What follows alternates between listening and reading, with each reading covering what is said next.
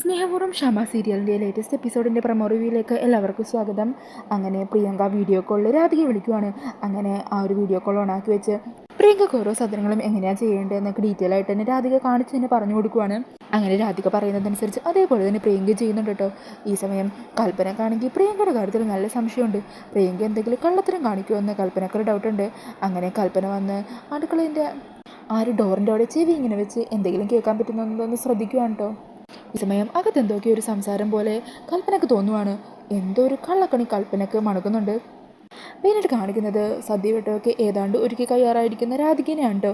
ഈ സമയം ഹോസ്പിറ്റലിൽ പോയ മുത്തശ്ശി തിരികെ എത്തുവാണ്. അങ്ങനെ മുത്തശ്ശി അടുക്കളയിൽ വന്ന് രാധിക ഉണ്ടാക്കി വെച്ചതൊക്കെ തുറന്നു നോക്കുക. അത് കണ്ട് മുത്തശ്ശി രാധികയോട് ദേഷ്യപ്പെടുക. നീ അടുക്കളയിൽ കയറി ഒന്നും പാചകം ചെയ്യുന്നത് തന്നെ എനിക്കിഷ്ടമല്ല. അപ്പോഴാണ് അവളുടെ സദ്യ വട്ടം ഒരുക്കി വെച്ചിരിക്കുന്നത്.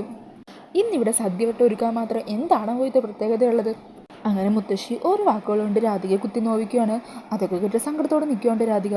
ഈ സമയത്തായിരിക്കോട്ടോ പ്രിയങ്ക ടെൻഷനോട് കൂടി രാധികയെ വീണ്ടും വിളിക്കുന്നത്.